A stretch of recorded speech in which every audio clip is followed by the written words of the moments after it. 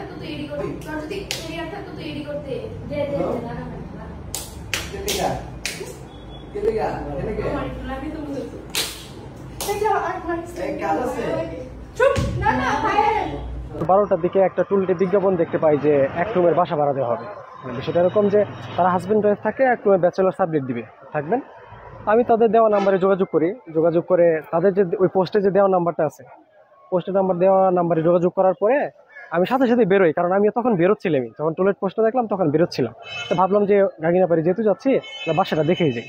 পরে তাদেরকে যোগাযোগ করে তাদের বাসায় তারা আমাকে নিয়ে যায়। নিয়ে যাওয়ার পরে তাদের যে রুমটা ফাঁকা আছে ওইটাতে আমাকে তারা ঢুকায় যে এই রুমটা ভাইয়া দেখো। তো আমি যখন রুমে ঢুকি, রুমে ঢোকার সাথে সাথে পিছনের রুম থেকে আরও 4 জন ছেলে আর 4 জন মেয়ে তারা বের হয় এখান থেকে। তাদের হাতে ধারালো অস্ত্র ছিল, এমনকি আমাকে তখন থেকে তারা শারীরিকভাবে নির্যাতন করা শুরু করে যে আমার কাছে যা আছে তাদের দিয়ে দিতে হবে, না হলে আমাকে মেরে ফেলবে।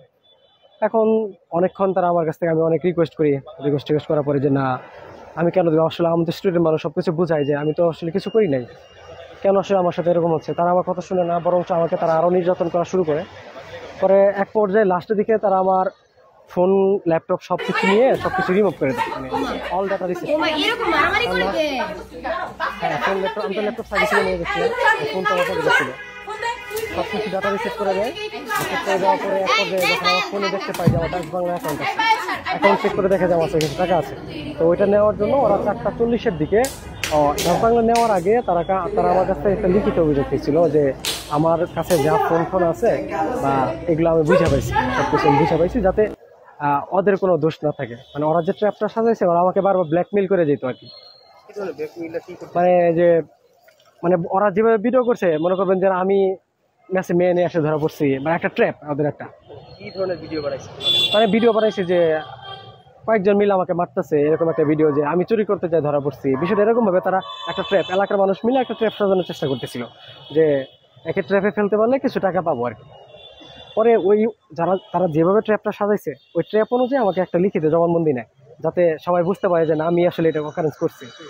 পরে তারা আমাকে নিয়ে ডাচ বাংলা নিয়ে যায়, শরীর ভয় দেখায়। তার টাকাটা তুলে 4:40-এর দিকে হেলথ অফিসের গলির দিকে আমাকে নামাই দেয়, এবং এটা বলে যে তুই যদি, হ্যাঁ রিক্সা হুট তোলা ছিল, পিছনে একজনের ছুরি ধরা ছিল।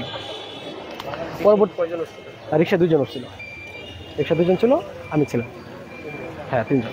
পরবর্তী হ্যাঁ পিছনে উঠে গেছে একজন, মানে একজন উপরে বসছে, একজন নিচে বসছে, ওটা হুট এরকম করে বসছে যাতে আমার ছুরিটা ধরতে আর কি সহজ হয়। পরে আর কি, হ্যাঁ 2টা ছেলে ছিল। এই ছেলেটা হলো ওই মেয়েটার কথিত হাজবেন্ড, যেটা বলা হয়েছে হাজবেন্ড ওয়াইফ সাবজেক্ট থাকবে এইটা। পরবর্তীতে আমি ওসি স্যারের সাথে যোগাযোগ করি। ওসি স্যার যেভাবে তার বাদ ধরে ভিডিও রাখছে, মানে এমনভাবে মারতেছে যে না আমি আসলে সব অপরাধের মূল, মানে ছিল যে আমি কোনো মেয়ে ঘটিত বা কোনো একটা ট্র্যাপে এখানে আটকে পড়ছি। কিন্তু তারা যে আমাকে একটা ট্র্যাপে ফেলায় ব্ল্যাকমেইল করার চেষ্টা করতেছে, এটা তারা আমার লিখিত জবানবন্দি নিয়ে মানুষকে বোঝানোর চেষ্টা করবে, যাতে আমি যদি ভবিষ্যতে কোনো অ্যাকশনে যাই, ওরা এই জন্য ট্র্যাপটা সাজাইছে যাতে আমি কোনোদিন অ্যাকশনে যাইতে না পারি। 20,000 আর হলো ক্যাশ 5,000, টোটাল 25,000। কলেজ রোডের জামান টাওয়ারের দোতলায় আপনার এই হানি টেপ যে শব্দটা, এই ধরনের একটা সিন্ডিকেট বাসা ভাড়া নিয়ে তারা থাকেন। তারা বিভিন্ন টোপ ফেলে, যেমন বাসা ভাড়া দেওয়া হবে, অনলাইনের জিনিসপত্র বিক্রি হবে, নানান ধরনের আপনার ট্যাপ করে বিভিন্ন ছাত্র বা বিভিন্ন ব্যক্তিদেরকে তারা তাদের বাসায় নিয়ে যায়।